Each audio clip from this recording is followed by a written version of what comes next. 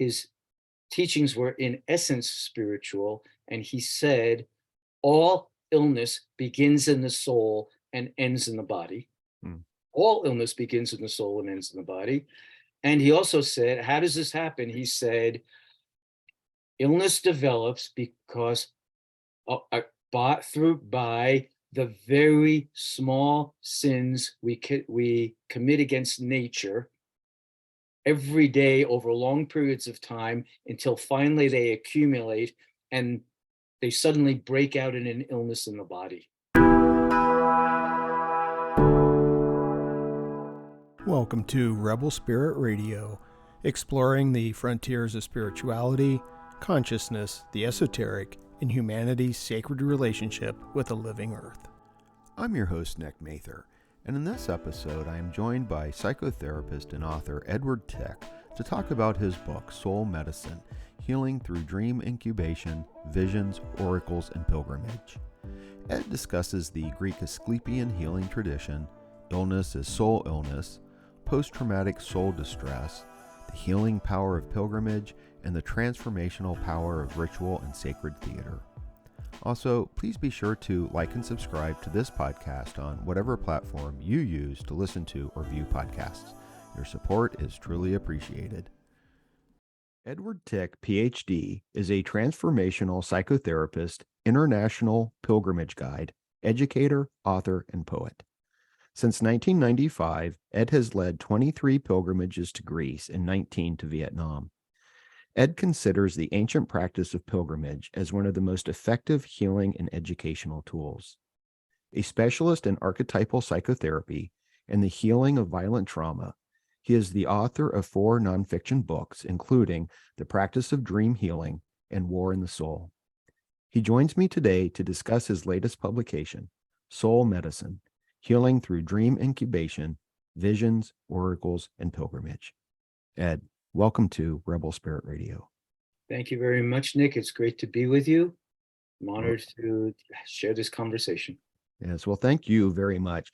I have very much been looking forward to speaking with you. I told you beforehand that I had read your book, The Practice of Dream Healing, a few years ago. Yes. So I was really looking forward to the new book, Soul Medicine, which I also enjoyed quite a bit. I also personally have an abiding interest in dreams, dream work, and depth psychology. So this is right up my alley. Good. So there were a couple of places where I thought that we would begin.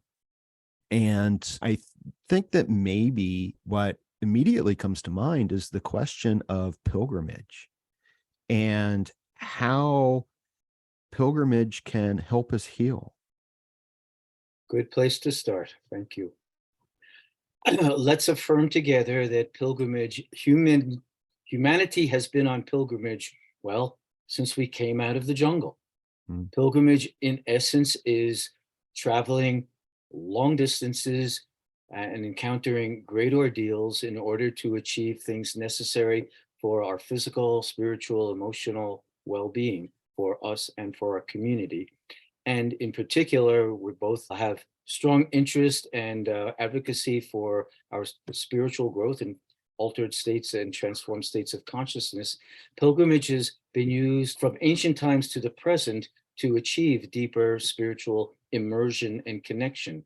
And there are many established forms of pilgrimage, like, for example, the Hajj, where Muslim people go to the Holy Land, and they are invited, or even more, almost required, to do it at least once in their lifetime. And that's a modern example of ancient pilgrimage that is still used by millions of people around the world. Many other examples of pilgrimage, of course, are the Canterbury Tales is pilgrimage. Pilgrim's Progress, we're talking about being pilgrims, obviously. So the key of pilgrimage is that we have some urgent need, especially a spiritual need that we have not been able to satisfy in our ordinary life. So we leave the ordinary and we travel long distances internally and externally to arrive in a sacred place and conditions through which we can do really deep inner work and achieve spiritual connection and transformation. All that being said, I'll build on this. As you shared with our friends, our audience, I lead pilgrimages to both Greece and to Vietnam. Another advantage of pilgrimage is that we go to a place very different than our usual place. We get out of our comfort zone, out of our own communities and cultures, and travel to a place where we can practice a deep immersion in that culture or in that spiritual path and practice, such that we are exposing ourselves to, well, spiritual technology, to that which will change us, will penetrate our souls and change us from within. So it's not just travel. Travel is good, but it's not the same as pilgrimage. Right. Pilgrimage is really we have spiritual and transformational intentions, and we go to a place where we can really immerse, and the quality, the soul of the place will penetrate us and bring healing and growth. Okay, wonderful. I want to ask this question because at one point in the book, you mention homesickness, and you said that, you quote one healer who said that all sickness is homesickness, and you wrote that we are all homesick today, and that we are alienated from ourselves. And when I read that, I was thinking how we are in exile from our souls.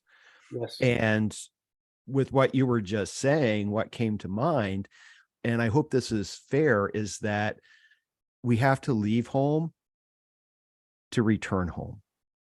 Yes.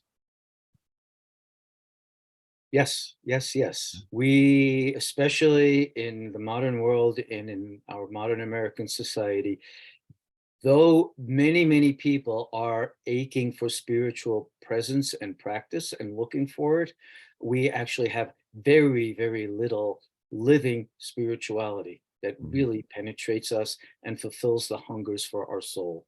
And the bottom line, what most people are striving for most of the time are not soulful conditions, but physical, real world conditions. And in our culture, unfortunately, mostly money, the bottom line.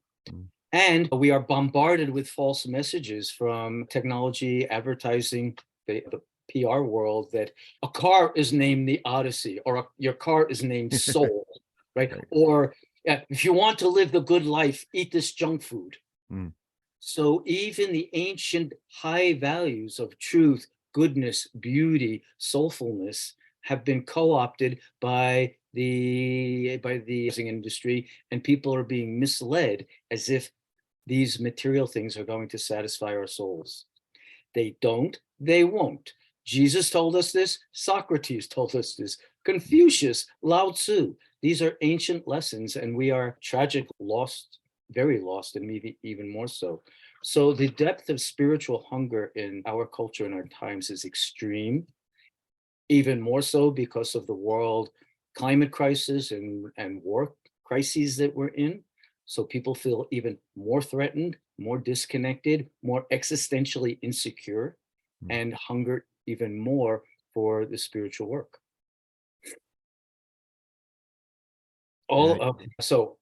All right, all that being said, we have the English word nostalgia, and it comes from the ancient Greek. Algia means pain. So for example, neuralgia is nerve pain. We have that word.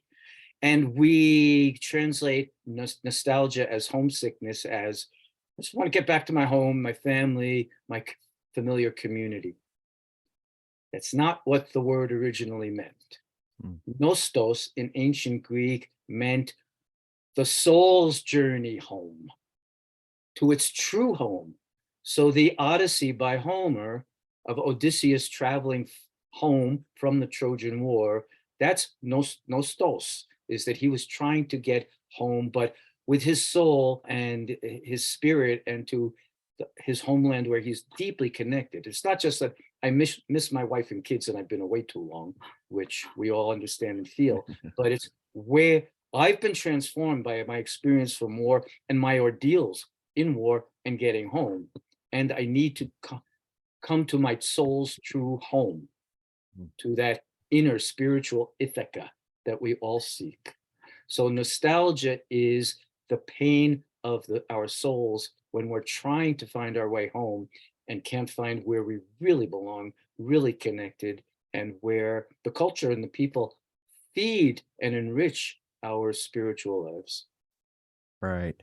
Yeah. And I think it's absolutely correct that we live in a world that does not feed our souls.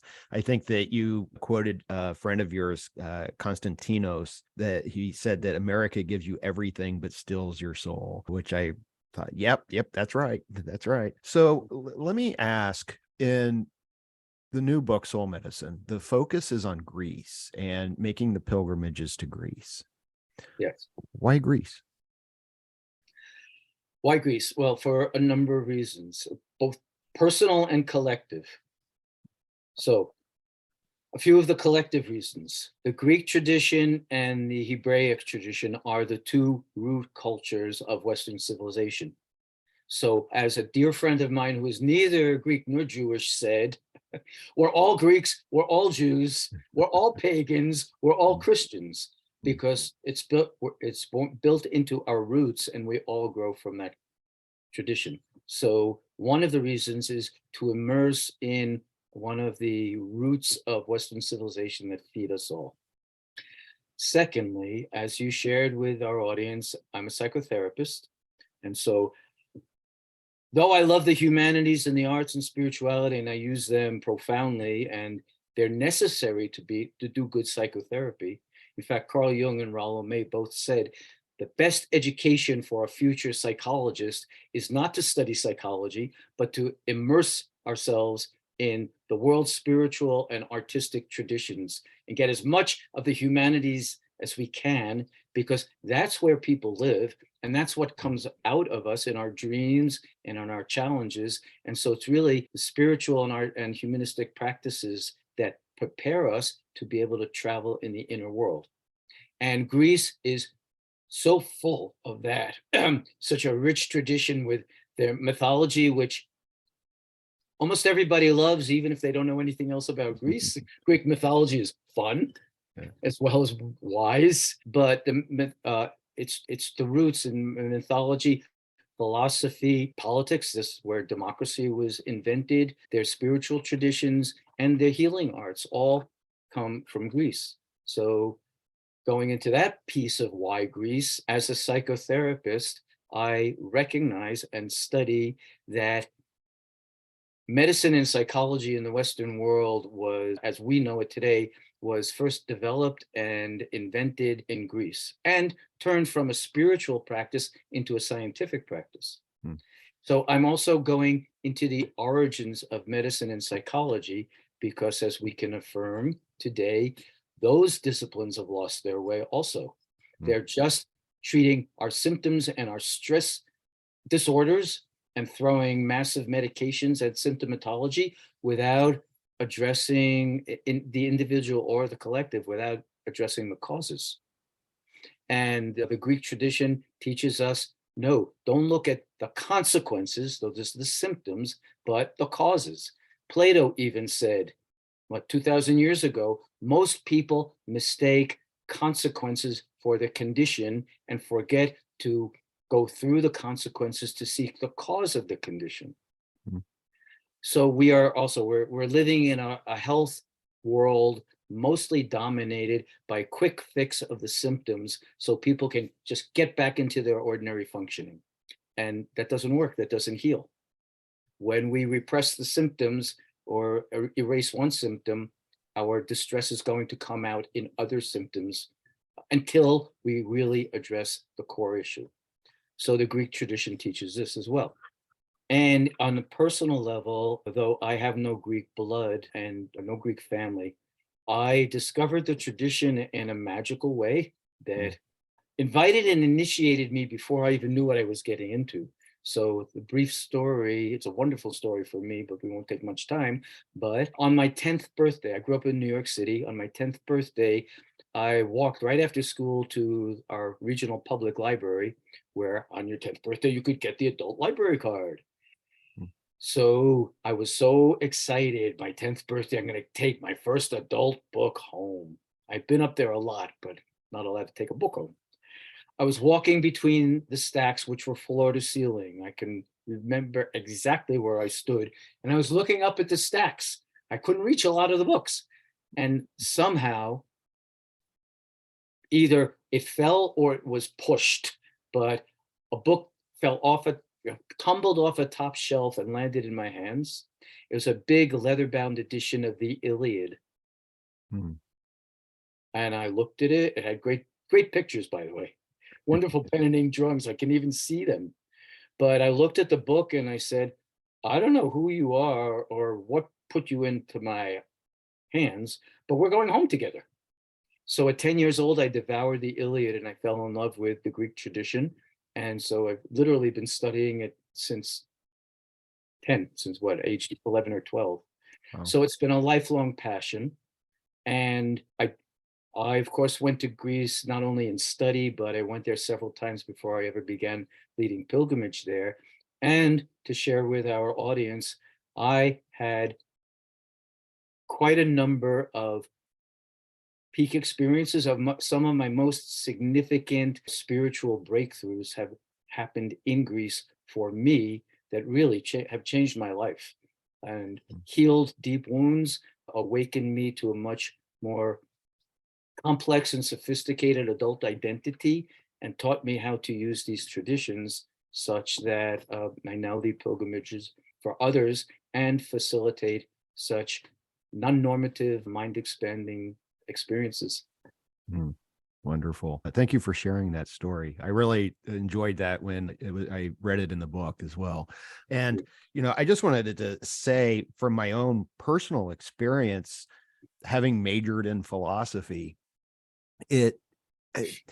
I've always been drawn to the Greeks. And the very first philosophy course I took as at a community college, I did not do well because the class moved on. It was a history of philosophy, and I wanted to stay with the Greeks. And it seems like at some point, once you get to like modern philosophy, it loses that emphasis on the soul, and I think that was what really bothered me, that it was just missing the point of what philosophy originally was supposed to be. Yes. The Yes. other thing, which you were just talking about, that has become very, very obvious to me, is the connection between what's going on in our souls and our bodies, and how illness is often a reflection of a soul illness, I suppose, might be Yes. the way to explain that. Can you give an example of how that might work? Sure. I'd like to comment on both of your delicious comments. Sure. First, regarding philosophy, I'm with you, and I had similar experience as an undergrad. I took a course on Homer, and I remember the final exam. How many ships did Odysseus sail from Ithaca to Troy? How many men did Agamemnon order into the field? Nothing about the Odyssey, the Iliad, nothing about the soulful meaning of these, nothing helping us understand the symbolic dimensions of these amazing stories.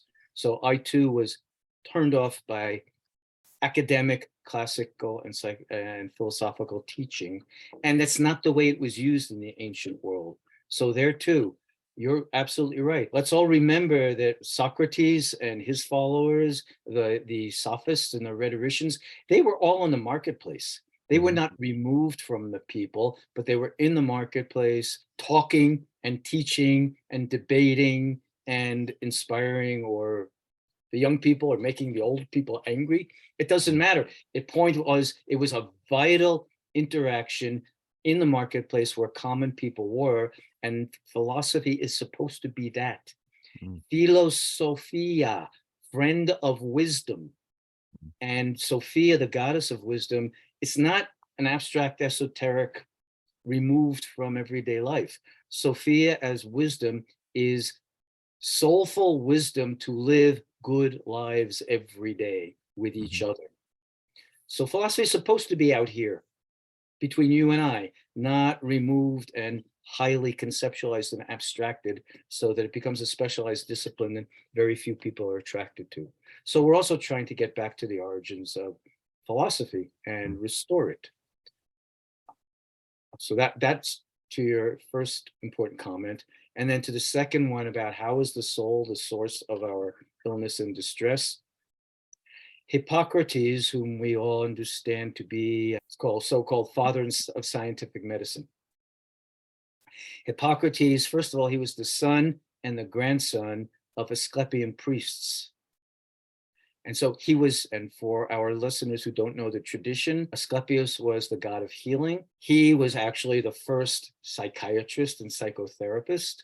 Apollo was the god of medicine. Asclepius' son took the medical theory of his father and applied it and used it. So we can talk about this, but in brief, there are over 300 holistic healing sanctuaries all over the ancient world that practiced Asclepian healing for 2,000 years before the tradition was crushed.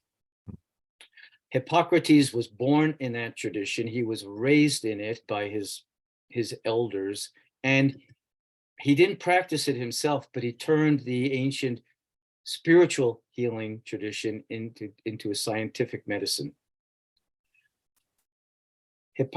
And though he didn't practice dream healing, Hippocrates still had the original spiritual understanding of medicine and illness. And what we would understand him today as a naturopath. He said, nature, all is nature and all is divine. He said, the best healing forces there are the natural healing forces within us.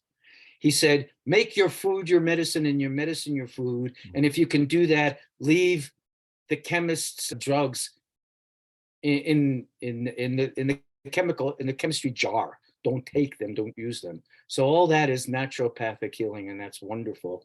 And many people are turning to that today, of course.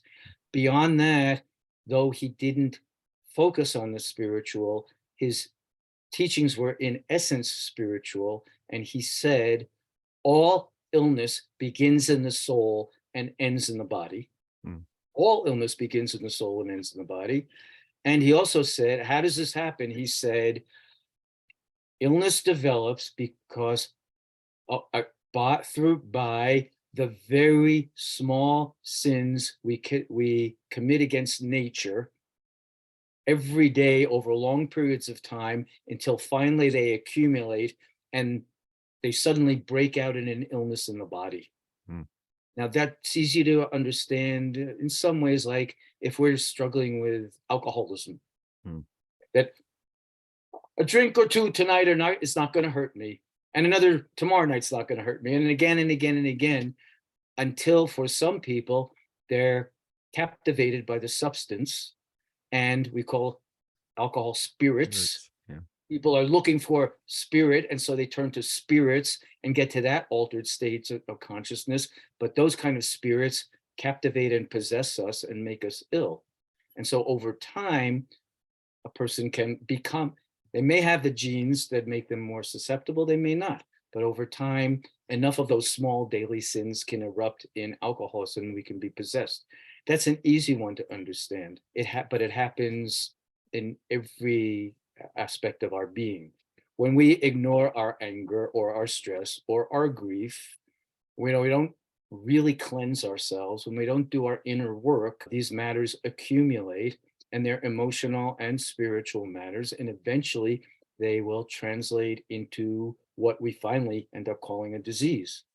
You mentioned that I lead pilgrimage to Vietnam, and that's true. And I've specialized in working, not exclusively, but especially with military people who have post-traumatic stress disorder. And we go to Vietnam to reconcile and heal with the Vietnamese and immerse in their spiritual traditions. Likewise there, tragically, what our warriors experience in any war, gets stuffed inside them and really accumulates. And they do feel like they've participated in crimes against humanity, even if they feel like their actions were necessary and justified. It still hurts to kill, and it should hurt to kill. And people usually can't think about it when they're right in the situation, but afterwards on they reflect on it, it changes and their real feelings about it come out, but they've accumulated these feelings over time. Tragically, our country and our VA system only treats symptoms and tells people to get on with life and doesn't stop and listen to them and give warriors everything that they need in order to come home well. So the sins that they committed, we're calling them sins, I'm not judging them, Right. but the wrongs they committed and judged to be sinful themselves, and the wrongs of our society telling them, carry it yourself. I'm not going to help you. I don't want to hear the stories. You're alone with this. These are all really wrong and cause more harm. So I translate that acronym PTSD as post-traumatic soul distress. It's not just a stress disorder. The symptoms are our souls screaming our anguish when people aren't listening or when we don't even know what words to give it. So soul distress and also post-traumatic social disorder, because it's not the victim's or the survivor's fault. It's the social context of bringing them home and neglecting them, betraying them, abusing them, abandoning them, just throwing medications at their symptoms, and that doesn't heal. And so the neglectful wound of the homecoming is often even worse than the traumatic events in combat. And that accumulates over time until we finally get this complex that we now call post-traumatic stress disorder. It's also not new. We know that PTSD has been around since ancient times. The Greeks knew of it. The Romans knew of it. Our Native American people know of it. African, biblical tradition, it's all there. Only it wasn't chronic the way it is here now in the modern world, because there were communal ways for everybody to welcome home their warriors home and heal them. And there was long, complex healing practices, many of which we do in Greece, by the way, because I also lead warrior journeys to Greece. I'll be leaving actually in 2 weeks to take a group of veterans to Greece to study and practice their ancient warrior tradition and the ways that the ancients healed their warriorhood. So this is a long answer to say that whether it's taking too many drinks at night over too long a period of time, or having significant life experiences that we ignore and accumulate the traumatic impact and emotions, so eventually it becomes what we then define as an illness or disease. It is betraying the soul, not giving the soul, the spirit, what it needs, not practicing spiritual healing through these most demanding and comprehensive wounds that we have that really are of the soul, but instead patching the person together on the body level and mostly with medications and sending them on their way. And it doesn't work. Right, right. Yeah, I wanted to thank you actually for the work that you do with the veterans. My dad was career Army, and I know that he did 2 tours in Vietnam, and my dad would never talk about it. He never talked about it. So that was always really repressed. And as you were speaking, what was coming to mind is my dad developed an issue. After he left the military, he ended up teaching junior ROTC for about 19 years. And probably about 9 years into that, he started developing an issue that it took them a very long time to actually diagnose. But essentially what they said was that his pericardium, the sac around his heart, had calcified, and his heart wasn't able to beat properly. So he kept filling up with fluids. And so it was like congestive heart failure. And they also would say, well, it's pneumonia. And as you were thinking, or excuse me, as you were speaking, I was thinking my dad had a heart problem because there was trauma there. And, the heart is so symbolic of how we relate to the world, and that there was that symbolic truth there that he never was able to process, I don't think.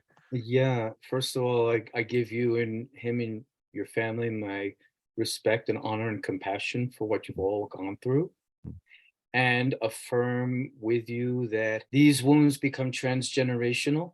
Yeah, What was passed on, we won't go into that now, my yeah, friend, but what was passed on to you and to the rest of the family yeah, from your father's illness, but more than that, from your father's frozen, closed up mhm, way to survive and cope yeah, with his stories.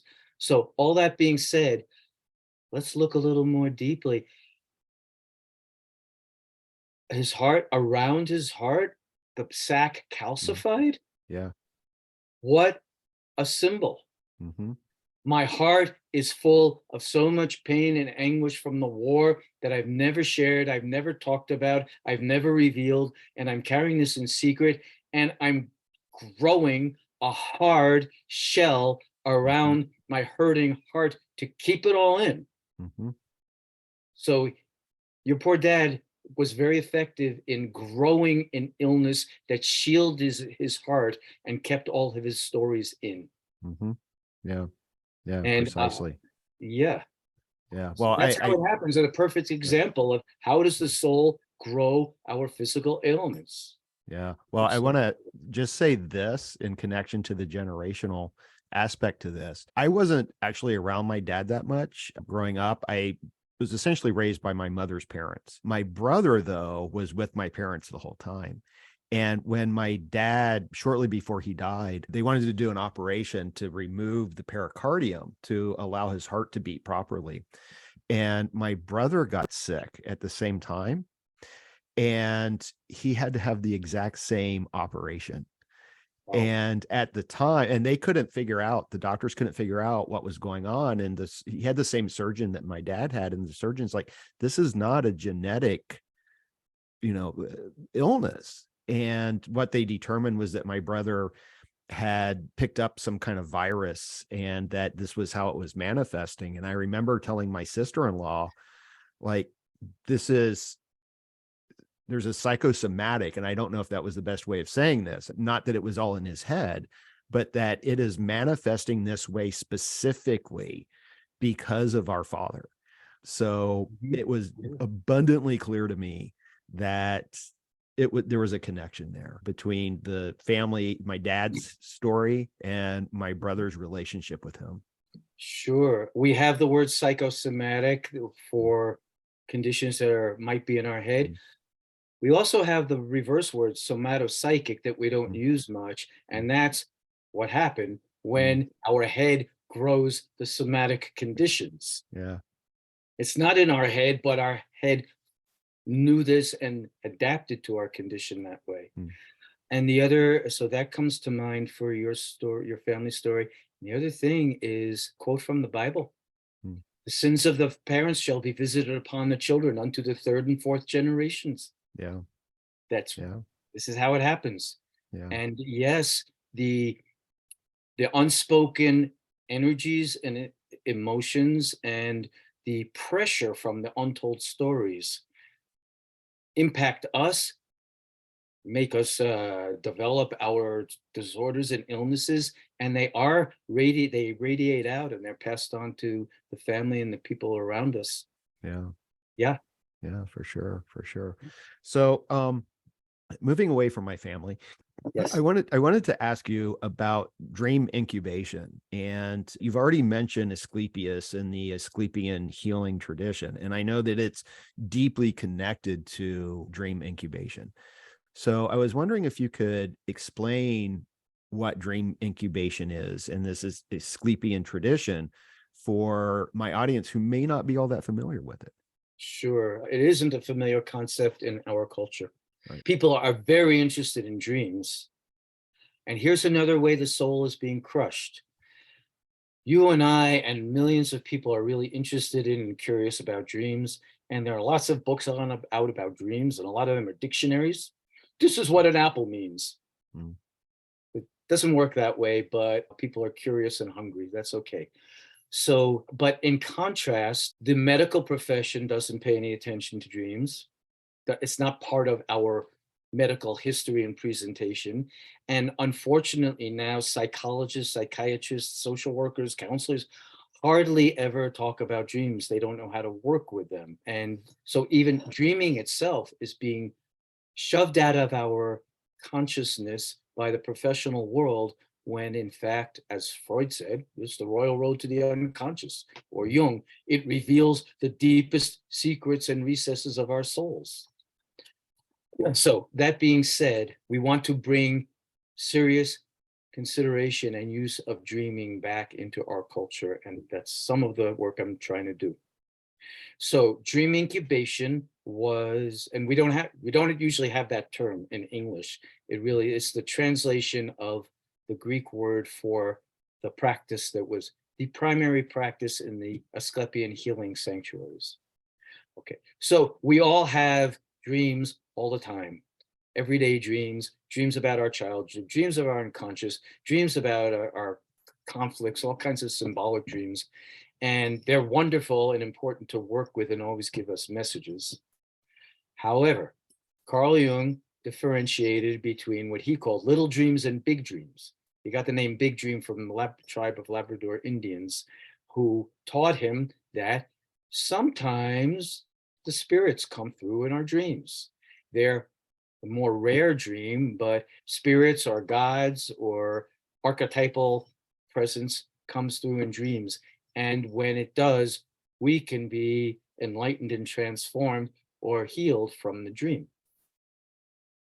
The ancient Greece knew this, practiced it, institutionalized it, and this is actually the beginning of psychology and medicine in the Western world. So Asclepius was the god of healing. He came from the mountains of northern Greece, of Thessaly, and the testimonies we have from this tradition begin in about 1500 BC. So we're talking 3,500 years ago, but they were already fully developed. So this tradition was strong and growing in those mountains and using earth medicine.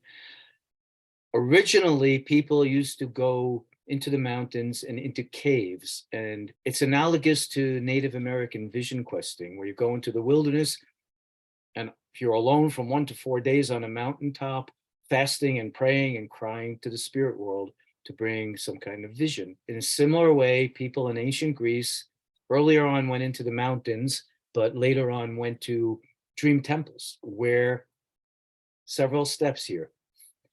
The temples, these healing sanctuaries, became holistic healing sanctuaries.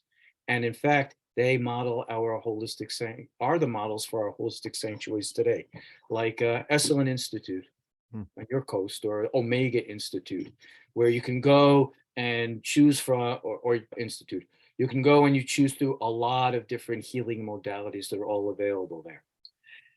Ancient Greece had more than 300 of these holistic sanctuaries, with some similarities and many differences. Similarity was there was a whole bevy of holistic practices.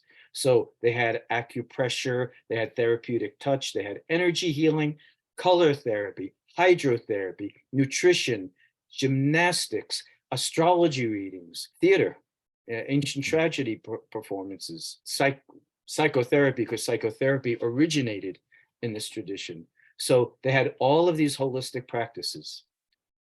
Different from our modern sanctuaries is that you got them all. You didn't go for 1 or 2 intensive workshops for a weekend or a week and then leave. You went into the sanctuary, you received all of the modalities. The sanctuaries were free. They had the perfect universal health care. Everybody got it, and it was free for everybody. And even though Greece had some oppression going on, not in the sanctuaries, women as well as men were welcome and used them, slaves as well as emperors. And you gifted the sanctuary for your healing afterwards. You weren't charged, and you weren't told what to pay. So if a slave only could give an apple, that was adequate, because in the eyes of God or the gods, that's a lot. You're giving what you have.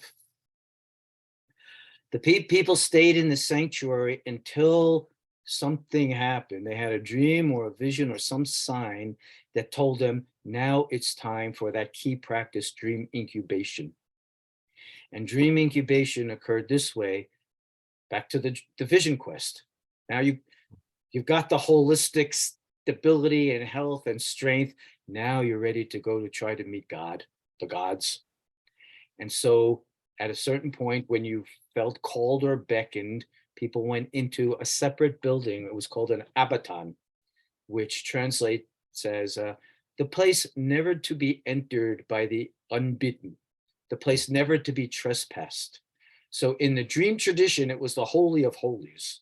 This is the place you go. The only reason you go is because you're on a quest to get big dreams in the Jungian sense, some divine dreams that bring the gods, the goddesses to you, that bring the archetypal forces and teachings to you that will heal you in the dream or tell you how to heal yourself. So this tradition lasted for about 2,000 years that we know of, from 1500 BC to 500 AD or CE, when it was suppressed and wiped out by early Christianity, but 2,000 years. And medicine and psychology as we know it today evolved from this. And our words in psychology today come from this. So psychology, we translate as the study of the mind.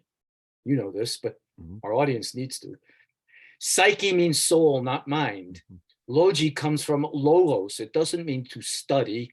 It means you should define logos for us. It's impossible. The order and meaning of the cosmos. Yeah.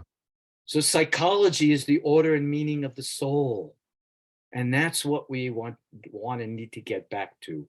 Psychotherapy, therapeia, means to serve or to attend. So a psychotherapist was literally a servant of the soul. And iatros means doctor. So a psychiatrist back then was not a medication dispenser as they've tragically become today, but a soul doctor. And they really listened to the soul. Now, people received dreams. We have, well over 1,000 ancient testimonies of people who went through this practice, and their testimonies were recorded, carved onto statuary, onto marble friezes. The temples or the sanctuaries were covered with these testimonies in order to set people's psyches on this healing path. When you come here, this is the imagery we're working with. This is the way the gods and the healing powers will come to you. So thousands of dream incubations where people had big dreams and experienced either an immediate healing or were told how to heal themselves. So prescriptive dreams or healing dreams. Examples were the warriors loved the sanctuaries, and even if they were attacking a city and destroying much in the city, if they had an Asklepion sanctuary, they protected it and saved it and used it for their own healing. So a warrior who had been wounded with an arrow embedded in their shoulder, for example, and it was deep in them and it was inoperable. They would go into the sanctuary, they would go through this process in an incubation. This is a true story, so I'm not fantasizing now, I'm reporting some of the testimonies. In an incubation, the warrior had a dream in which the god of healing, Asclepius, came to him, and in the dream performed the surgery. But it never happened physically, it just happened in dream. But when the warrior woke up, the arrow had been spontaneously expelled from his body. One example. There are many, many stories like that I could tell, but this stuff really happened. And as we said, thousands of times. Some of the sanctuaries had both medical and sacred medicine working in tandem. Many of the sanctuaries didn't have any physiological medicine. No medical instruments had been found there. This was purely dream work. And though Hippocrates did not practice it, he studied it scientifically and translated it. The second most famous physician of ancient times is Galen. Many of us have heard of him. Like, he was the personal physician to Marcus Aurelius. He was a physician of gladiators. Galen was an Asklepion priest also. Wow. Galen had a dream when he was a teenager that Asclepius came to him and told him to become a doctor. Galen assigned dream incubation to some of his patients.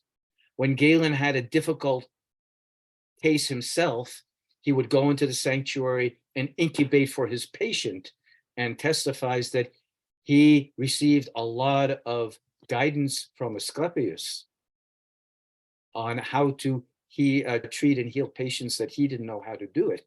And it worked, including, this is a really difficult surgery on somebody's hand, the most complicated part of the body. I don't know how to do this.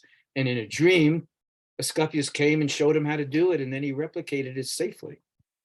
So this is built into both somatic medicine and psychotherapy, and all has its source in seeking and receiving big dreams and visions from spiritual sources that are specifically built into the cosmos for our healing. Wonderful. It seems like we've lost something so vital and important by pushing the gods out, I think, in many, many ways. And what I want to ask is, in this experience with the incubation, a god or goddess can present themselves and give healing, but isn't it also the case that there is often another component where the person seeking healing has to sort of embody the healing teaching through ritual? Oh, yes. Yes. Thank you for bringing that in. Ritual is very important, and all of our spiritual traditions teach it. We don't recognize it today, but going to a doctor or going to a counselor is actually a ritual, but it's a ritual without the sacred frame. We're going to the same person in the same place at the same time for a very specific, focused need for health and healing.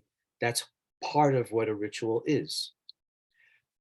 Ritual is, of course, you and I know and practice, ritual is much bigger than that.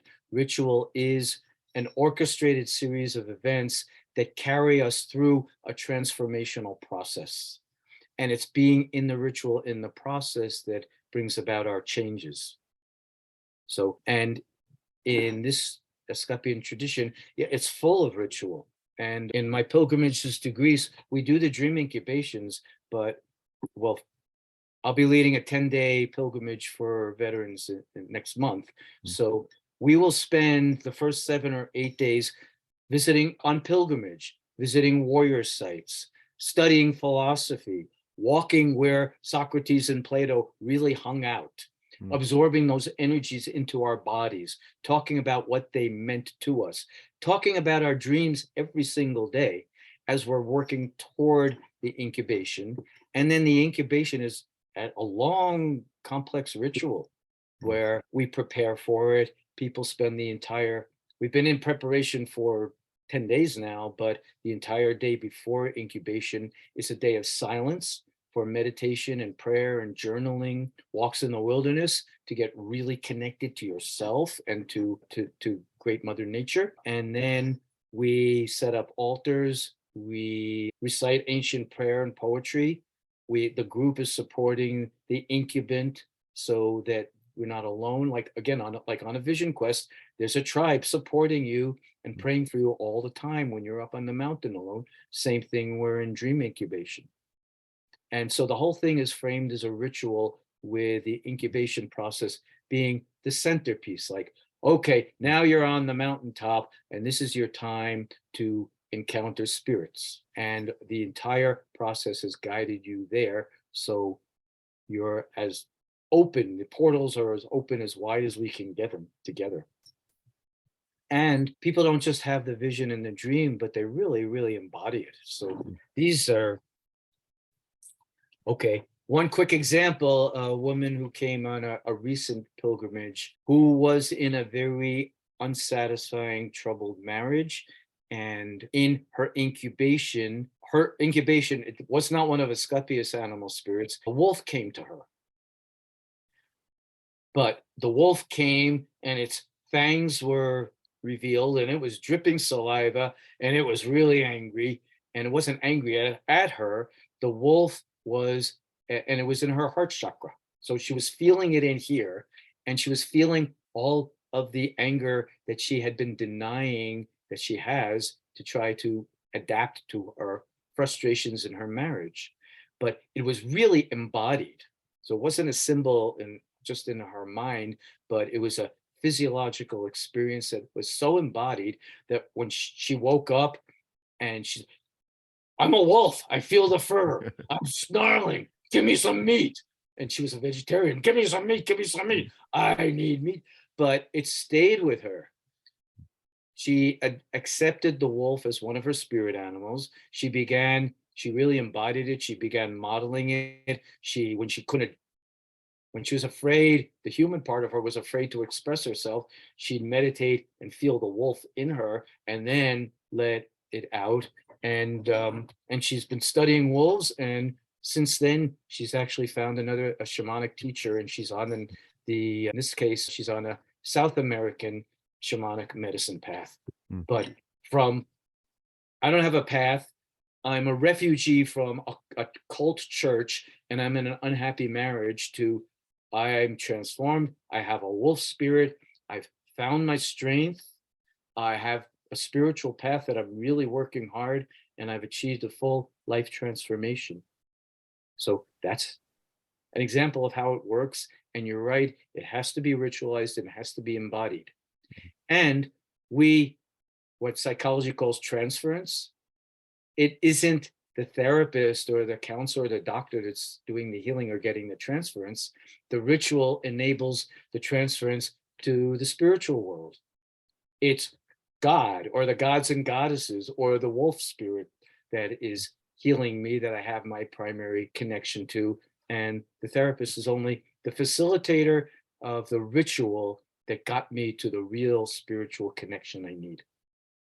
That's so powerful. And, I wrote down a quote. This is from the book, The Practice of Dream Healing, that I think speaks to all of what you were just saying.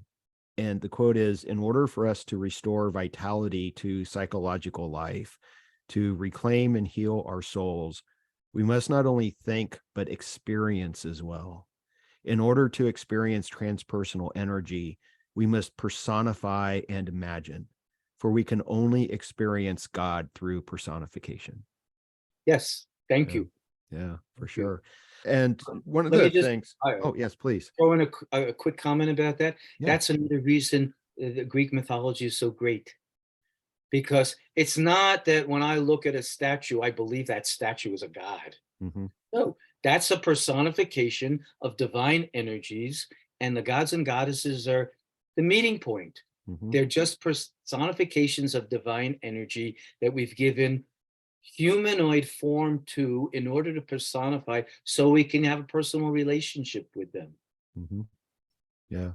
Yeah. Wow. The god and human meet in the Yeah. pagan practices. Yeah. Yeah. That's why I have gods all over my house. And I have little altars, and I've got Hermes and Pan and Zeus and so on and so forth. Me too. Hermes is looking at me as we talk. Yeah. Yeah. Very good.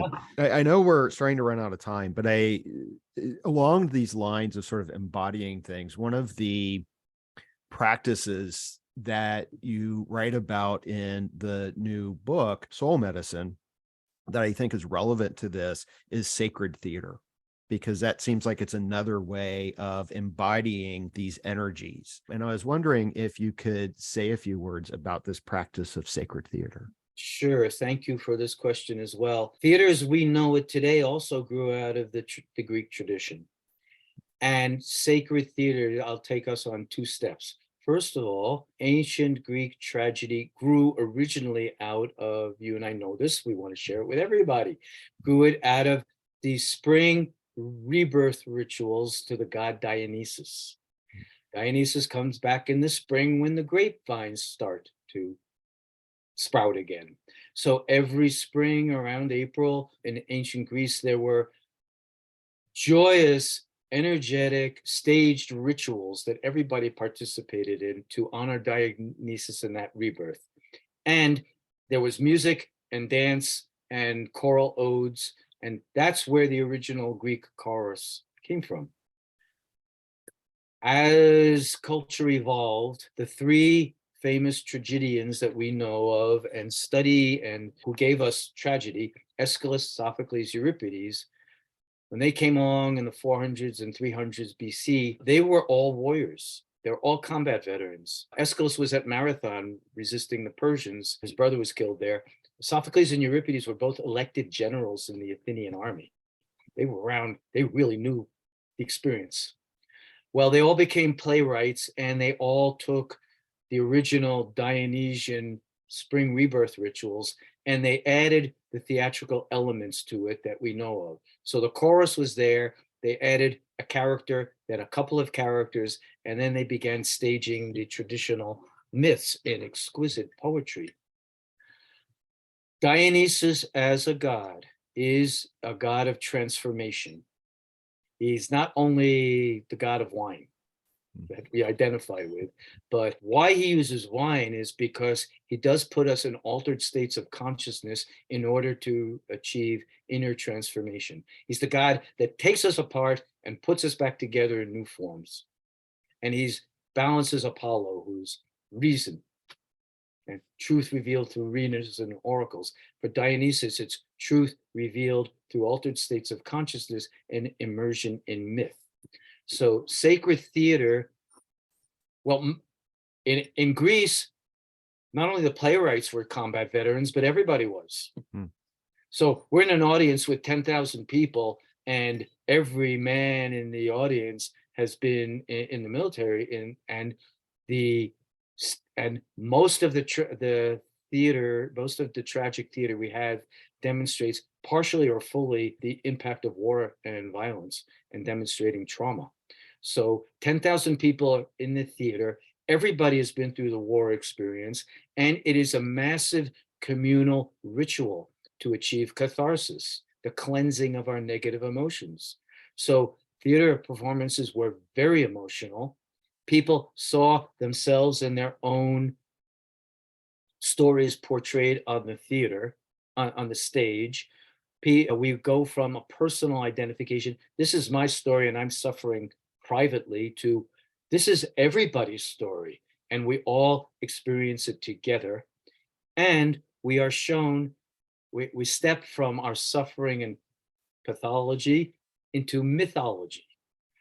The healing is the movement from pathology to mythology, from suffering into elevated consciousness and the story that carries our story along with everybody else's. And we realize this is the human story and we're all sharing it, rather than this is my individual breakdown and something's wrong with me. So sacred theater transforms all of our ailments to give us catharsis and give us community and transform our consciousness such that we realize our story is a myth. It's our personal version of the universal myths that shape all of our lives and are built into the universe. Wow. Oh, thank you for explaining that. I know that we are out of time, but I was wondering if I can ask you one final question. Sure. Okay. So your work is based on pilgrimage in many ways. And I was just wondering, is there something that people can do who perhaps they can't afford to go on a pilgrimage? Oh, yes. How can people work with this material to achieve the same kind of healing? That's a great question. And thank you for offering that for our friends out there who might not be able to go on a pilgrimage or afford it. So I'm going to share that just this past weekend, I did a 2-day Dream Incubation workshop, actually on Zoom. Wow. And it worked. I had 20 people from all over our country and several from overseas. So for the first day, we studied these practices. I'm answering your question, really. Yeah, I believe you. Okay. Thank you. Our friends, be patient for a few minutes. We studied the practices. We told the stories. We drenched in the imagery and the stories here. We don't have, it's wonderful to go to Greece or another country, but we don't have to. We can drench ourselves in the arts and imagery and stories that come from this tradition or others right here, in our privacy, in our study, in our bedroom. And we can incubate ourselves. So this past weekend, 20 people did self-incubation. We had a heavy day of teaching and ritual Saturday. I then invited everybody, set up an altar. If you don't have an altar, set an altar up. Make sure you have a private space for sleeping tonight, even if you have family. Get a place of solitude. Fast for the rest of the day. No drugs, no alcohol, no food. Do as complete a fast as you can. Think about these stories. Think about and really pray hard, concentrate hard on what your own healing needs are. And when you're ready, and write and keep a journal next to you, and maybe art supplies too, and write down your intentions for what you're seeking, and even tear out a piece of paper from your journal and write your intention and put it under your pillow. And then go to sleep or lay in bed and don't do anything else. No news, nothing that stresses, no violence from the world, really peaceful and calm and quiet, and just stay there until you have a dream or a vision or active imagination fantasies that bring some of the answer that you're looking for. So we can incubate ourselves. I do.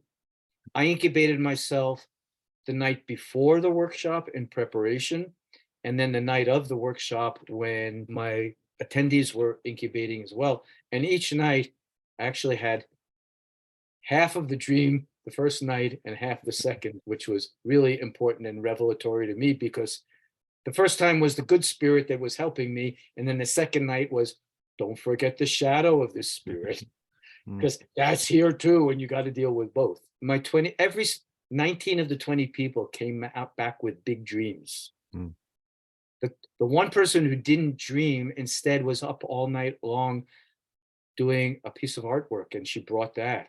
And she came with a beautiful painting that she had done of the goddess of health, Hygeia. So she was channeling Hygeia. She didn't need to go to sleep. She used her artistic talents. But people came with dreams. I'm still hearing from people saying, I'm so awakened and interested and confused by the dream I had that I really have to work on this for a while, and maybe we can talk about it. Great. One young Marine who was in Afghanistan for us, God help us, God help him, Scout's honor. He came back the next day absolutely joyous because he slept 9 hours straight. This is a guy with severe combat-induced insomnia who usually sleeps a few hours a night. 9 hours straight, and 5 dreams that he remembered that are all transformational for him. So that's how you do it. You can incubate yourself. Create a ritual, create your safe space, create your sacred bedchamber, and gently but respectfully afflict yourself and minimize all intrusion, and turn yourself over to the gods and goddesses of sleep and dreams, and wait. Wow. Thank you for all of that. So again, I know we're out of time, but let me ask you, I know you said you've got a retreat coming up pretty soon in a couple of weeks. What else are you working on? What else do you have coming up?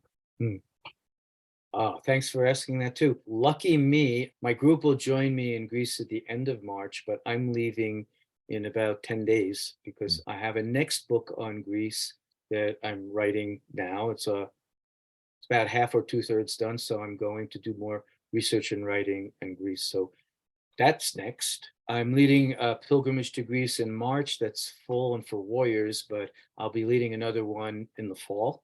So if anybody's might be interested and want to contact me, that's open. And it will be a dream healing pilgrimage, not specifically for warriors, but for anybody. And in my work in war trauma healing, not only do I continue to work with our young veterans, but honored to share with you that I'm actually working by Zoom with people in Ukraine and in Moscow. Wow. Working with them now as the horrible war is going on now to help them learn how to reduce and heal from more trauma even as it's happening. Don't wait 20 years till everybody's got PTSD and chronic condition, but we can really introduce healing now and even help you try to reduce the trauma that's inevitable in the combat zone. So all the above. Okay, wonderful. And so where is the best place for people to contact you? Do you have a website? Yeah, thanks. I've got two websites. Okay. So one is just my name, edwardtick.com, and that's my author's website. So all of Mhm. my books and publications as well as events are there. And then for my full practice, it's my website is mentorthesoul.guide. And mentor the soul is one word in Enterthesoul.guide. guide. Okay, So wonderful. either of those will get to me. Okay, well, I will put links for both of those in the show notes in the video description, as well as links for your latest book, Soul Medicine. Terrific. Thank you All so right. much. Well, Ed, thank you so much for taking the time to speak with me. I thoroughly enjoyed this conversation. You're very welcome, Nick. And so did I. Thank you for all the good spiritual wisdom you're helping bring into the world, and for being compatible and in tune with this work as we are, and you and your other guests are as well. So Yeah. that's what you're doing too. Okay. Well, thank you for that. I'm trying. I'm trying my best. And that's a wrap on episode 74 of Rebel Spirit Radio. Thank you so much for listening or watching if you are part of my YouTube audience or view this on Spotify. If you like what I do here on Rebel Spirit Radio and would like to support my work, then please consider becoming a patron. I spend quite a bit of time on each podcast episode and have a lot of plans for growing the YouTube channel, but I really can't do that without some additional financial support. Right now, this is a labor of love, and I hope that if you find any value in it, that you can help me in continuing this work. There are currently 4 levels of Patreon membership: Seeker, Sage, Adept, and Guru. Some of the perks available include early access to videos, shout outs to members, a members only Facebook page, access to the Rebel Spirit Radio Discourse server, a monthly book club, and the opportunity to join me and special guests for what I've been calling Cocktail Apocalypse Happy Hour at the End of the World, the first of which will be recorded on Saturday, March 25th. You can find the link for the Patreon in the show notes or video description. And of course, if you'd like to make a one-time donation, you can still do so via PayPal. I will be tremendously grateful for any support you can provide. Another way that you can help the podcast is to share it with friends, family, or even coworkers that you think will enjoy it. That really is one of the best ways you can help and support the podcast. As I mentioned before, I often kid that I'm here in Southern California doing missionary work in regards to religion and spirituality and ecology, psychedelics and consciousness, and how all of this can help us heal humanity's relationship with the sacred earth. So if you feel moved by the rebel spirit, then please, by all means, help share the good news. Also, if you enjoyed this podcast, please make sure to give it a positive rating on whatever platform you use to listen to podcasts. It only takes a second, and your 5-star ratings really do help, especially if you listen on Apple. If you have a moment to spare, please consider posting a short but positive review, and please consider sharing the video. And please subscribe. For those viewing on YouTube, please give this video a thumbs up and subscribe to the channel. Make sure you hit that notification bell so you'll be informed when I upload new content. I'm Nick Mather, and you've been listening to Rebel Spirit Radio. Until next time, may you be at peace, may you flourish in all possible ways, and may you continue to nurture your rebel spirit.